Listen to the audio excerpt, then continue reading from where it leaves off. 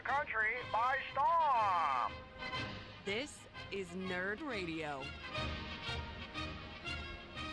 I feel like we're in Captain America, the First Avenger. Yeah. Thank you for using one of the Joel intros this time.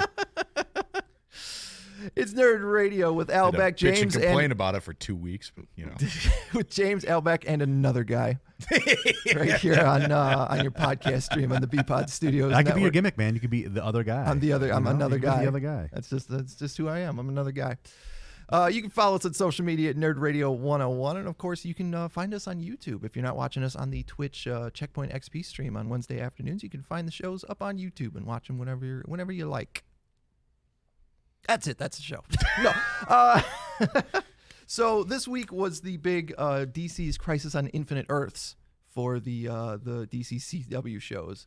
They played. Oh, okay. I'm out of the game on the CW shows. So am I. Absolutely. I haven't watched them in a couple of years. Even Flash, you jumped off? Yeah. Oh. No, after a couple of years of Flash, I was like, I'm done with this. However, this is a big deal because they got a lot of people back to be the different characters. And it's a 5-part series. It started on Sunday. I believe it was on Sunday with Batwoman. I could be wrong. Anyways, there's the Batwoman show. There's the Arrow, Flash, the Legends of Tomorrow shows. Is this the last season of Arrow? It is. Okay. And the very first episode featured, and this is a bit of a spoiler, so if you haven't watched them yet, you might want to just earmuffs, dip out a little bit. Earmuffs. Green Arrow dies in the first episode. Ooh. Gets killed because much like the comic book version of Crisis on Infinite Earths, all the different versions of Earth are dissipating. I feel like that was a much larger spoiler than what you gave it. Yeah, but I don't know the saga that well, but I feel like that seems like a huge spoiler. It's a spoiler, but at the same time, like it's a comic book death. Like they're already throughout the other 2 episodes, they're figuring out how can we bring Ollie back. Okay. Kind of thing. I hope somebody listening was like, "Oh, a spoiler," and like hit the skip forward on the podcast thing. And then then here's James go, "Oh, that was a huge spoiler." And they're like, "Oh my god, thank God!" And then Chuck goes, "Well, they want to bring Ollie back to life." Son of a bitch! Damn it, other guy! That's why I'm the other guy. I got a lot of bitterness about being another guy. Dude, that could be part of your gimmick too. You spoil everything. Spoil it. The other guy's always spoiling stuff. If I knew who you were, I'd kick your ass, man. Yeah. That other guy in the Nerd Radio show, he sucks. We want to kill that guy. Who is he? My anonymity is semi-saving grace now. Yeah. That's the only thing keeping you alive. But it featured a fight between Brandon Routh playing the Kingdom Come Superman, and I guess he's also supposed to be the Superman from this movie he was in. It wasn't Man of Steel. What was it? Superman Returns, right? Brandon Routh played Superman. I'm not familiar with Brandon Okay. Routh. Well, I see the guy who plays. See the one with the huge package that they had to like. Yeah, the Atom. Yep. CGI. He was in Superman Returns. Superman Returns. I was still watching the CW shows when they brought Supergirl over or whatever, and they had this like stupid moment where they kind of like were on screen together, and someone else like, oh, they look like they could be the same guy. It's like, oh, you son of a. But they're just doing a nod to the fact that he played Superman before. Yeah, well, they featured a huge fight between him and the Superman from Lois and Clark, Tom Welling. Oh yeah. So that was really kind of a fun part of the thing. And then they also got the voice of Batman for the last couple of decades, Kevin Conroy. Oh, nice. To be in the show as what looked like the Kingdom Come Batman, where he wasn't really wearing the bat suit, but he was wearing like this metal, kind of thing. There's a little girl. She's got an orange. Hi. That's cool orange. Thanks. Team Santa. Yeah. They've had Mark Hamill show up before as the Trickster. Yeah. Which he may have played the Trickster in the past, I think, but like he totally did his cartoon Joker delivery, which was pretty awesome. Yeah. That made my day, and I can wash my hands of CW now, but I got to see that. But that's the thing, is that the first 3 parts of it were this week, and then the last 2 parts of it aren't until the middle of January. Okay. Whoa, okay. So in the middle of a story arc, you're going to take a break? Yep. They're taking the winter break, and then they're coming back, I think, January 17th for the last 2 parts. They call that a cliffhanger, Al. It's sure. Nothing new. Yeah, I was going to say, as a Star Trek... Nothing new. It's basic literature. Yeah, it's just a cliffhanger. I was going to say, as a Star Trek fan, I'm sure you reminisce back to when they turned Picard into a Borg. Oh, yeah. At the end of a season. Best of both worlds, brother. Yep. And then you had to wait until the beginning of next season to find out. The cutest of Borg. What Mr. Worf. Fire. Cliffhanger. Yep. Oh my God. Did Riker just kill Picard? The other show Resistance is futile. The other show I wanted to talk about is one of my favorite cartoons the last couple of years. Steven Universe returned last weekend with Steven Universe Future, and they played a holiday special. It takes place after the movie, which they aired on Cartoon Network a couple of months Yeah, ago. like the musical. It was like a musical, right? Yeah. I think I watched it. It was interesting because they had the different styles of animation. Yeah. Yeah. But this takes place after that, and they played the first 4 episodes essentially this past Saturday, and now they're going to play a new one every Saturday after that.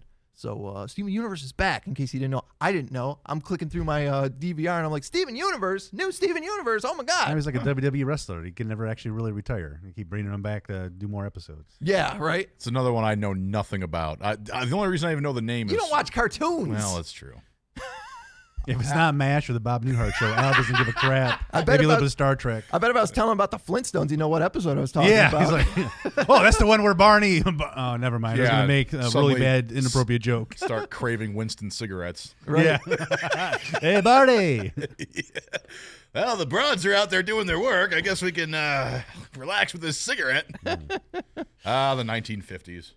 Well, speaking of the 1950s, let's transition to video games, because there were none of those in 1950s. So we found out that BioShock 4 is on its way this week. The 2K Games has been working on it for a while, apparently, and it still won't be out for a couple of years. But they wanted to let us know that there is another BioShock game. I know Jefferson was a huge fan of the BioShock games. Did you ever get around to them, Al? I never did. I did notice that they were up on that PlayStation Now service that I subscribed to, so I thought about giving it a try. But yeah, no, that was one of the games. If you remember, years ago, Jefferson and I did a solo segment where he tried to sell me on a couple of games. Right. And that was one of the ones that he had brought up. Mass Effect was another one. We all know how that turned out. Yeah. Well, that's that's not yours or Jefferson's fault, though, because you did tell me to skip the first one, and I just could not do it. It was not within your... No. What about you, James? Do you play any of the BioShocks? I had not played any of the BioShocks, but that's the one with like the little girl in the dress and like Yep. the big robot guy with the drill hand, the Big Yep. Daddy, right? His name's Big Daddy? Yep. Yeah, I think I was too scared to play that Big one. Daddies and the Little Sisters. It is a little spooky. Yeah. That's for sure. You're walking around in like an undersea 1950s looking or 1940s city. And I feel like when that was out, I was really into Fallout 3. That would I make was sense. like all about Fallout 3. That was the only game I was playing, the only game I cared about. I was trying to get the downloadable content, so Right. I wasn't interested in the any of the BioShock.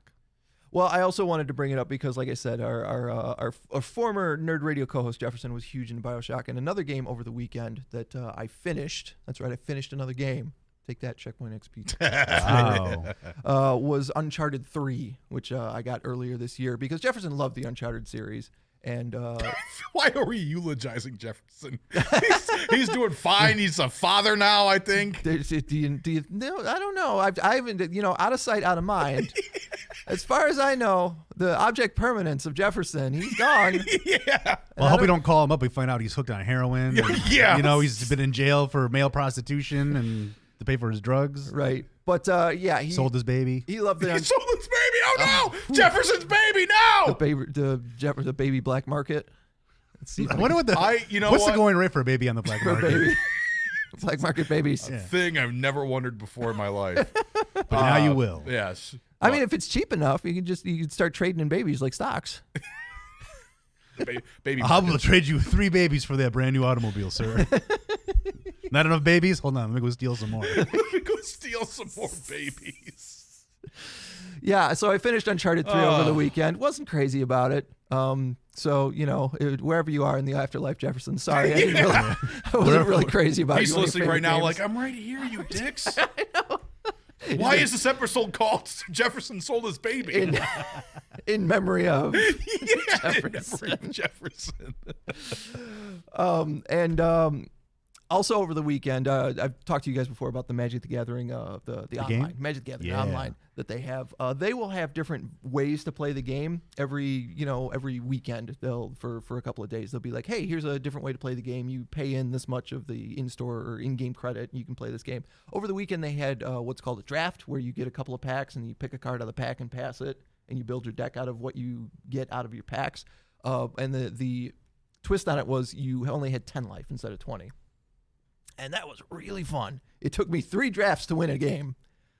Like, So you build your whole deck each game by pulling cards? Yeah, and- you start with 3 packs. You open your pack, you pick out the rare because it's the rare, and then you pass it along, and then you try and build your deck. So while you're picking cards, you're like, okay, well, I've got the first pack I opened had a really good white rare, so I'm going to want to build a white deck. So do you have to buy in for every match then to get new packs? I did, yeah. That's called the cash scam. You just got played by the Wizards of the West Coast. No, this is the thing. You build your deck, and then you keep playing until you lose 3 games. Okay, so you got to be, but you're still buying new packs every 3 games. Right. The Wizards of the West Coast, you get a lollipop with that?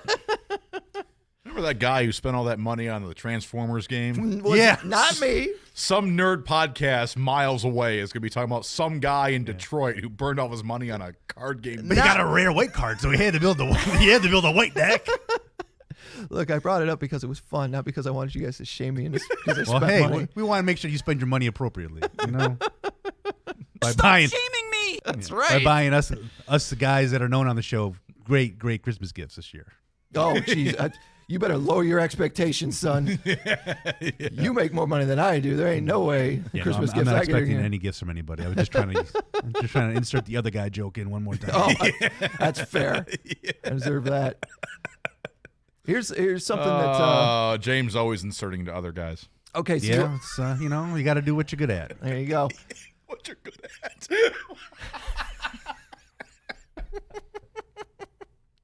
Oh, this happened. All right, let me fight through this transition. Yeah. So, if we're going to talk about shaming people for money, this is something that Checkpoint XP guys were talking about on. I'm sure they talked about it on their show, which you can check out. Check out checkpointxp.com. But they also had it on their Twitch. I saw Norris and Joe talking about this. So, League of Legends is teaming up with Louis Vuitton to make some special clothing, and the prices are outrageous. Well, much like Louis Vuitton prices are outrageous. Outrageous. Okay, so they've got these special sneakers here, and I'm not going to do what they did on Checkpoint there on their Twitter, which was to play high-low with them. But I just want to show you guys what it looks like, and then I'll tell you how much it is. Okay. Okay. So here's the sneaker. Oh, they're actual sneakers that real people could wear. Yes. I thought this was like in-game purchases No. for your, Gotcha, your okay. avatars. An actual sneaker that we Show get the a camera. shot? Show the camera. Yeah, you got Okay. a shot on the So camera. there you go. Okay, perfect. I don't know what you just broke. Hopefully it wasn't expensive. No, it's probably mine. Those sneakers are going to run you about $1,400. You know how much I pay for a pair of sneakers? Maybe $50. Maybe. But they gotta be like light up, or they gotta be like hot pink. They gotta be sweet for $50. Dude, you they know? got to There's have the pump. Yeah, I'd pay $50 for a pump. I want some air. I'm gonna show you my sweet shoes right here. Okay, There you go. $20 pedo shoes from Skechers. Okay, Wait a minute. Why you are put them those on, pedo shoes? and you have white socks on and shorts. You instantly look like a pedophile. Oh, Jesus. The transformation shoes. James's recipe. Yep. I can't wear them with white socks. My fiance gives me crap. My sister gives me crap. You got to wear them with like black socks and pants. Black socks and pants. You put them on with shorts, you look like a pedophile. Oh, my God. At the feet of a pedophile. All right, check out this tracksuit. Hit me up here. Woo! Tracksuit. Check out this tracksuit here, all right? That tracksuit will run you $4,000. My God. And there's a jacket as well. No, they don't have a picture of the jacket, but the jacket is like $5,600. The reason I wanted to bring it up is because who are these for? Right. Spoiled rich kids. Well, that's what I was wondering when you talk about the partnership between League of Legends. You know, like you said, who is this for? There's got to be a very small overlap of people who can spend $6,000 on a tracksuit and also play League of Legends. Louis Vuitton's trying to get into the privileged nerd market. That's what they're trying to do. That must be. That 1% of computer nerds that aren't living in their parents' basement is what they're trying to attract with those. I guess so. All right, well. If I had that kind of money, we'd have a home studio to do this thing. You know what I mean? Like, if you had that kind of money, you wouldn't be working right now. Well, true. Right. All right, well, let's take a short break. And speaking of who is this for, I got a couple of games coming out in 2020 that I cannot wait to tell you guys about. Ooh. Because they sound hilariously fun. I hope it's as fun looking as the unnamed Goose Game. Yeah, no, it's around that. It's in that particular vein. So we're coming back with some more Nerd Radio.